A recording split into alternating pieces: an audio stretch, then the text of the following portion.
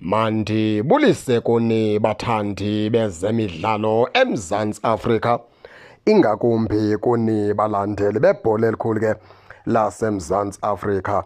Sizawuthetha ke lapha ke ngemeko ke yeKaizer Chiefs nje yonke, nabadlali abangahamba, nabadlali abasayiniswe ii-contracts zabo, nabaqeqeshi abazofika.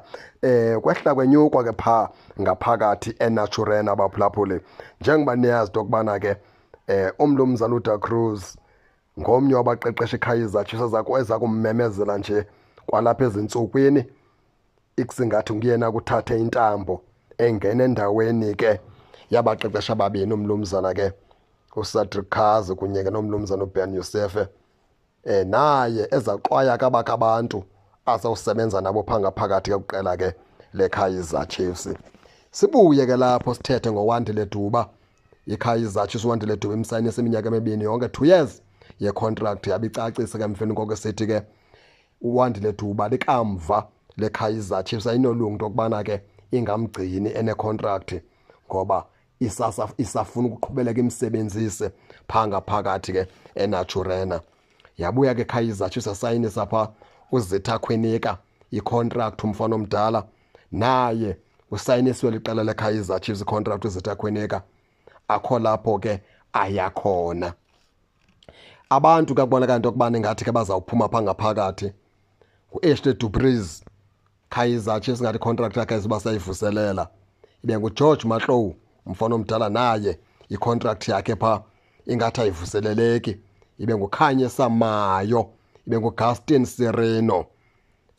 Usibongisele Mthethwa ndelakhe igama liyavela ke kubadlali abangakavuselelwa zi-contract phaa kwiqela leKaizer Chiefs. Kodwa ke uGustin Sireno, George Mahlow, Khanye Samayo eyabe into ingathi ke ithande ubanzima, ngoba ekaKhanye Samayo into isengamahlande enyuka, ngoba laa team yaphaa eAlgeria ime ngelithi ke iKaizer Chiefs ke iyamthatha uKhanye Samayo, izawunyuka nengalo, kusho ukuthi izawubhatala.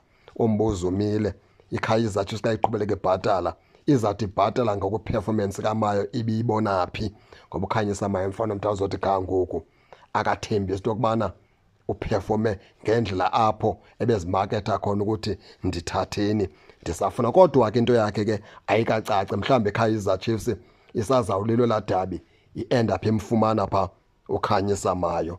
Eyona nto ibalulekileyo into yokubana ke ii-players ezifana noWandile Duba, ooZitha Khwenika zisayinile phaa, zanikezwa i-contract abafana abadala. U-Ashley Dupreez ude wabhala ku-Instagram wakhe, umfana omdala, ebhala ngokubhala into ethetha ukuthi ke ebesitsho ke bulela nangethuba abe nalo nangesizini yakhe ibimbi kakhulu, kodwa ke nethemba lokubana ke izinto ngelinye ilanga sizawujika zibe rayithi empilweni yakhe.